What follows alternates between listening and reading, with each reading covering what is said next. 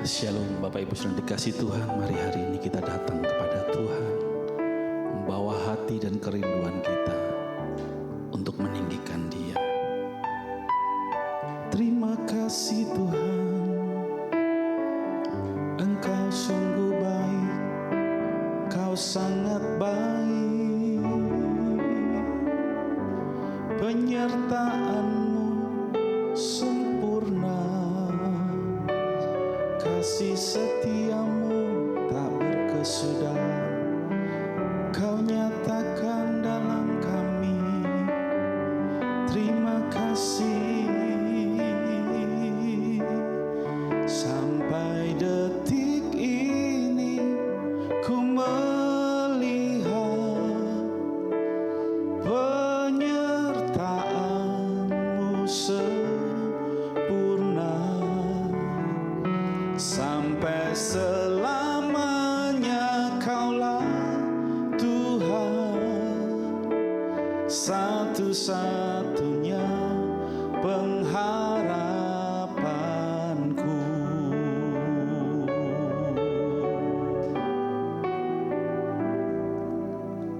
Walau dunia berubah, namun kasih-Mu Tuhan tetap sama di hidupku. Kau setia dalam setiap rencana-Mu, ku percaya hidupku dalam tangan-Mu. Sampai detik ini ku melihat penyertaan-Mu sempurna. Sampai selamanya Kaulah Tuhan, satu-satunya pengharapanku. Sampai detik ini ku melihat penyertaan-Mu sempurna.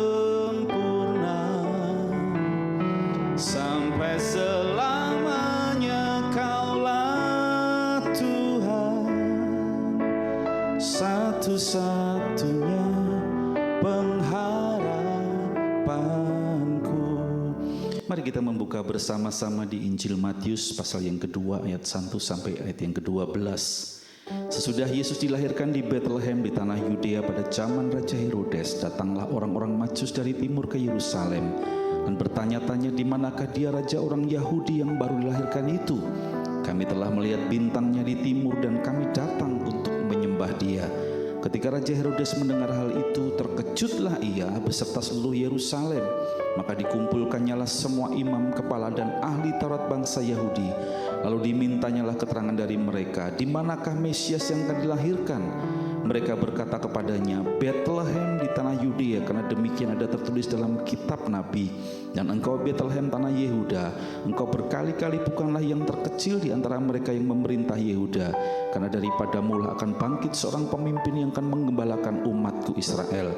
Lalu dengan diam-diam Herodes memanggil orang-orang Majus itu dan dengan teliti bertanya kepada mereka bila mana bintang itu nampak.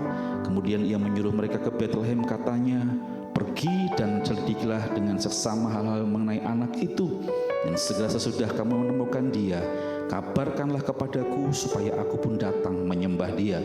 Setelah mendengar kata-kata raja itu, berangkatlah mereka dan lihatlah, bintang yang mereka lihat di timur itu mendahului mereka hingga tiba dan berhenti di atas tempat di mana anak itu berada. Ketika mereka melihat bintang itu, sangat bersukacitalah mereka. Maka masuklah mereka ke dalam rumah itu dan melihat anaknya itu bersama Maria ibunya, lalu sujud menyembah dia. Mereka pun membuka tempat harta bendanya dan mempersembahkan persembahan kepadanya, yaitu emas, kemenyan dan mur. Dan karena diperingatkan dalam suatu mimpi supaya jangan kembali pada Herodes, maka pulanglah mereka ke negerinya melalui jalan lain. Sudah dikasih Tuhan, kita sudah melalui tahun 2025. tahun yang penuh dengan liku-liku, tahun yang penuh dengan berkat Tuhan. Mungkin ada juga selama tahun 2025 kita mengalami banyak hal yang tidak pernah kita pikirkan. Dan tahun itu sudah kita tinggalkan dalam penyertaan Tuhan. Dan hari ini kita ada di tahun 2026. Saya percaya meskipun banyak prediksi mengenai tahun 2026, tahun yang tidak lebih baik dari tahun 2025, tapi percayalah, kalau hari ini kita mau belajar bahwa ada penyertaan Tuhan dalam hidup kita, penyertaan Tuhan itu yang akan memampukan kita berjalan melewati tahun 2026 di dalam anugerah Tuhan yang luar biasa. Bagaimana kita dapat berjalan bersama dengan Tuhan di tahun 2026 ini? Karena saya percaya kalau tahun ini kita tetap hidup mengandalkan Tuhan, perjalanan kita akan menjadi perjalanan yang luar biasa. Yang pertama, saudara, seperti ayat tadi satu tadi dikatakan, sesudah Yesus dilahirkan di Bethlehem di tanah Yudea pada zaman Raja Herodes, datanglah orang-orang Majus dari timur ke Yerusalem dan bertanya, di manakah dia raja orang Yahudi yang dilahirkan itu? Kami telah melihat bintangnya di timur dan kami datang untuk menyembah dia. Saudara, yang pertama yang dilakukan oleh orang-orang Majus ini, yang pertama mereka berani mempercayai firman Tuhan. Buktinya apa, saudara? Mereka mencari melalui bintang itu. Dan ketika mereka mendengar dari orang-orangnya Herodes bahwa bintang itu, bahwa kelahiran raja itu ada di sekitar Bethlehem seperti firman Tuhan, mereka mempercayainya. Buktinya apa? Kalau kita tadi membaca, mereka mencari raja itu. Di dalam Yesaya 9 ayat 5 berkata, sebab seorang anak telah lahir untuk kita, seorang putra telah diberikan untuk kita, lambang pemerintahan ada di atas bahunya, dan namanya disebutkan orang penasihat ajaib, Allah yang perkasa, Bapa yang kekal, Raja Damai. Saya percaya, saudara, mereka sudah mendengarkan ayat itu, dan ketika mereka mendengar firman itu, mereka percaya dan pergi melangkah untuk mencari Tuhan. Lalu yang kedua yang dikatakan oleh firman Tuhan di ayat yang sebelum dikatakan seperti ini, ketika mereka melihat bintang itu, sangat bersukacitalah mereka, maka masuklah mereka ke dalam rumah itu, melihat anak itu bersama Maria ibunya, lalu sujud menyembah Tuhan.